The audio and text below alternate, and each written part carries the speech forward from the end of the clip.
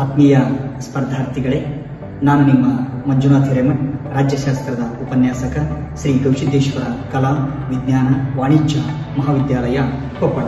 ಇವತ್ತು ಭಾರತದ ಸಂಶೋಧನಾ ಕೇಂದ್ರಗಳನ್ನು ಯಾವ ರೀತಿಯಾಗಿ ನೆನಪಿಸಿಕೊಳ್ಳಬಹುದು ಅಂತಕ್ಕಂತಹ ಒಂದು ವಿಧಾನವನ್ನು ಸುಲಭ ರೀತಿಯಲ್ಲಿ ತಿಳಿದುಕೊಳ್ಳೋಣ ಬನ್ನಿ ಸ್ನೇಹಿತರೆ.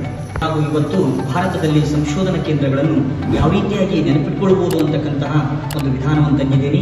ಅದರಲ್ಲಿ ಸಂಶೋಧನಾ ಕೇಂದ್ರಗಳ ಸ್ಥಳಗಳು ಮತ್ತು ಸಂಶೋಧನಾ ಕೇಂದ್ರಗಳು ಯಾವ ಸ್ಥಳದಲ್ಲಿದೆ ಅಂತಕ್ಕಂಥದ್ರ ಬಗ್ಗೆ ಮಾಹಿತಿ. ಫಸ್ಟ್ನೇ ಬಂದ್ಬಿಟ್ಟು ಆಹಾರ ಸಂಶೋಧನಾ ಕೇಂದ್ರ ಅಂದ್ರೆ ಮೈಸೂರು, ಆಹಾರ ಉಂಡ್ರೆ ಮೈಗತ್ತೈತಿ ಮೈಸೂರು ಅಂತಕ್ಕಂಥದ್ದು. ಮತ್ತು ಚರ್ಮ ಸಂಶೋಧನಾ ಕೇಂದ್ರ ಚೆನ್ನೈ, ಚರ್ಮ ಅಂತಕ್ಕಂಥದ್ದು ಚೆನ್ನಾಗಿರಬೇಕು ಅದಕ್ಕೆ ಚೆನ್ನೈ ಅಂತಕ್ಕಂಥದ್ದು. ಜೇನು ಸಂಶೋಧನಾ ಕೇಂದ್ರ ಪುಣೆ ಅಂತಕ್ಕಂಥದ್ದು, ಜೇನು ತಿನ್ನಕ್ಕೂ ಪುಣ್ಯ ಮಾಡಿರಬೇಕು ಅಂತಕ್ಕಂಥದ್ದು ಪುಣೆ.